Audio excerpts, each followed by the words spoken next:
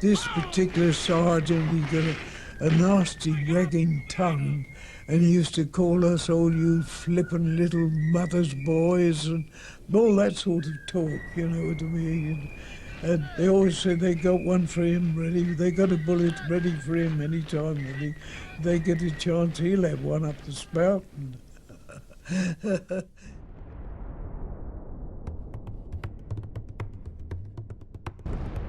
A glass house is a military prison.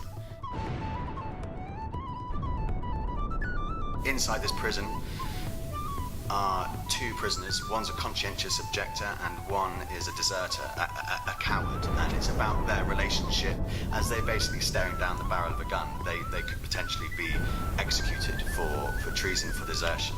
And it's about the bond of brotherhood that forms inside that glass house. Not just with the prisoners themselves and the way that they look after each other, but between the guards who are guarding them. And it's about brotherhood, and it's about masculinity, and although it's a war story, it's also a love story between these guys who are in this personality into this character. So there are going to be things that Max does, that the character does, that you've got a history with, that you've got a relation with already. And it's just little moments like that, which is wonderful, because when he does it, you're going to be out of your head. You know what I mean? If you're really working on behaviour, it's going to take it off, and you're going to react to that, and it's going to change the next line. You know what I mean? So every time we do a run, every time we do a rehearsal, every run should be completely different. Not completely different, obviously, we're not going to start doing song and dance or anything, but it should be different in terms of how we're interacting. You know?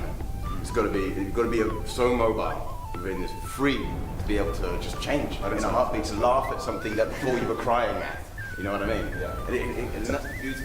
Well, firstly, Max Singer is a good friend, and it was his baby. He wrote this, and ultimately, whenever a friend comes to you and says, "I've written this play, and I would like you to direct it," it's an honor. You know, you're touched, you're moved by that. And then I read the play and I saw something that was actually genuinely brilliant. And it's very rare to find that when I pick up a piece of new writing, it's always with a sense of trepidation. And it's wonderful to pick up a script and actually, page after page, you're ripping through it because you want to see more, you want to know the story, you want to know the characters, you want to know that resolution, you want to fill in those gaps. And it's a brilliant piece of writing, so obviously, bang, number one reason is that.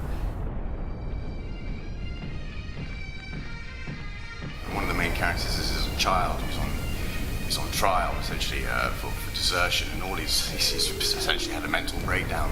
He can't actually fight anymore. We're going to shoot that kid.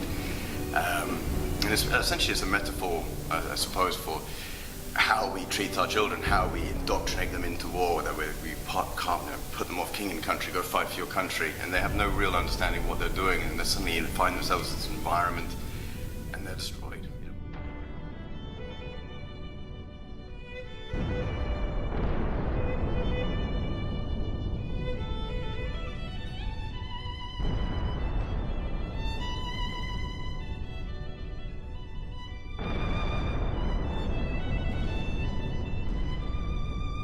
I read a news article, and it was basically telling the stories of this conscientious objector, and something about it just instantly just spoke to me, and I wanted to tell this story. It's about the stories of men who existed that haven't been told before, that need to be told, and it may have happened 100 years ago. It's the centenary, so there's a hell of a lot of stuff going on at the moment about World War I, but these stories haven't been told and haven't been heard, and they relate to us now because these things are still going on. Men are still suffering. Soldiers are still suffering. PTSD is happening now. And it was happening 100 years ago, and in many ways, we haven't moved that far. The technology and the type of war may have changed, but we're still putting soldiers through the same things, and they're suffering.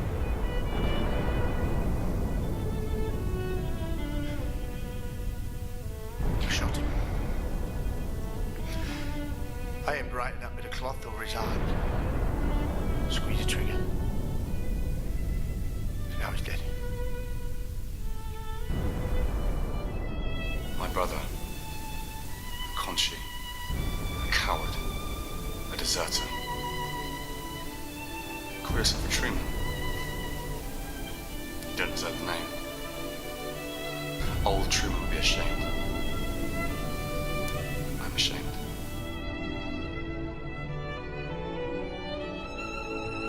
there's so much in this script. I wanted it to have heart and soul. It's not just about grim death and torture, although it's there. Obviously, they're in the middle of a war and the back line of the song. But there's still these bonds that form. I guess it's band of brothers kind of thing. The things the relationships that form inside such a microcosm where there's so much pressure on top. It also, when there's so much pressure, you always get diamonds. These diamonds of relationships are formed under this pressure. Went up over the top, went over together, and never saw his name was Johnny Jupp. Yes, and I never saw him anymore from going over the top with him. Must have had the bullet right away. Yeah. But not one of them had my name on. So I must have been the luckiest man on earth.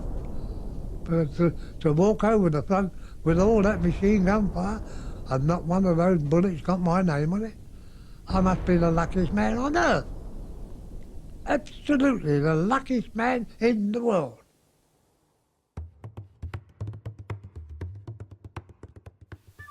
Thank you for supporting our project. The Glasshouse really can't happen without your generous donations. Your pledge, no matter how big or small, will play a vital role in allowing this project to be as big, bold and bright as it possibly can be. And don't forget our rewards. To say thank you, we've got lots of treats on offer. Anything from VIP tickets to signed memorabilia. We really want to do these true stories justice, and with your help, we know we can. So, thank you. Thank you. Thank you! One more with thumbs. Thank you! Weirdest thing I've ever done. Thanks. Can you sound slightly more thankful? Do it again. Thank you! Yes! Vote.